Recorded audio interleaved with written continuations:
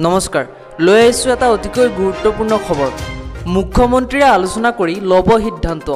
Matric উচ্চতৰ মাধ্যমিকৰ পৰীক্ষাৰ সিদ্ধান্ত ল'ব মুখ্যমন্ত্ৰীয়ে আলোচনা কৰি। মেট্ৰিক আৰু উচ্চতৰ মাধ্যমিক চূড়ান্ত পৰীক্ষা অনুষ্ঠিত কৰা সম্পৰ্কত আজি স্বাস্থ্য বিভাগৰ সৈতে শিক্ষা বিভাগৰ এখন বৈঠক অনুষ্ঠিত হ'ব। স্বাস্থ্য বিভাগৰ নীতি নিৰ্দেশনাৰ ভিত্তিতেই শিক্ষা বিভাগে গ্ৰহণ কৰিব সিদ্ধান্ত। অৱশ্যে এই বিষয়ত মুখ্যমন্ত্ৰীৰ লগত আলোচনা কৰিহে চূড়ান্ত সিদ্ধান্ত গ্ৰহণ কৰিব। আজি সংবাদ মাধ্যমৰ আগত এই কথা ব্যক্ত কৰিছে ৰাজ্যৰ শিক্ষামন্ত্ৰী ডাক্তৰ ৰণোজ পেগুৱে। শিক্ষামন্ত্ৰী ডাক্তৰ পেগুৱে কয় যে কোভিড পৰিস্থিতি দেশৰ সকলো ৰাজ্যতে একে নহয়।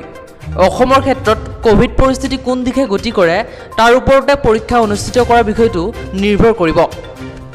স্বাস্থ্য বিভাগৰ নীতি নিৰ্দেশনাৰ ভিত্তিতেই শিক্ষা বিভাগে সিদ্ধান্ত গ্ৰহণ কৰিব।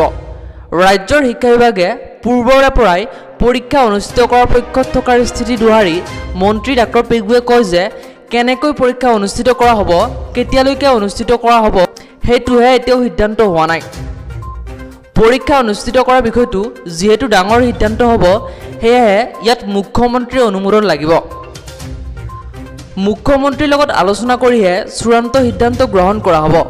শিক্ষামন্ত্ৰী ডাক্তৰ পেগুৱে জানিবলৈ দিয়া মতে এতিয়ালৈকে শিক্ষা বিভাগে বিভিন্ন সংগঠন, শিক্ষাবিদ, বুদ্ধিজীৱীৰ সৈতে মত বিনিময় কৰিছে।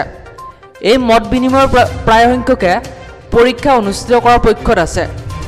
ইপিনে অসম মাধ্যমিক শিক্ষা সংসদৰ নতুন অধ্যক্ষ ডক্টৰ ৰুক্ম গোহাঁই বৰুৱাই দায়িত্বভাৰ গ্ৰহণ কৰে।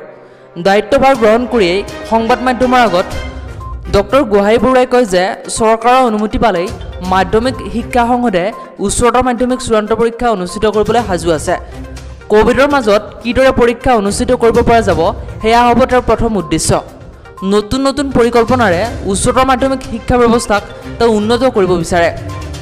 তেওঁ আৰু কয় যে সংসদৰ তৰফৰ পৰা এবাৰ 6টা বিষয়ৰ বিপৰীতে 3টা বিষয়ক লৈ পৰীক্ষা অনুষ্ঠিত কৰা সম্পৰ্কত চৰকাৰলৈ প্ৰস্তাৱ প্ৰেৰণ কৰা হৈছে।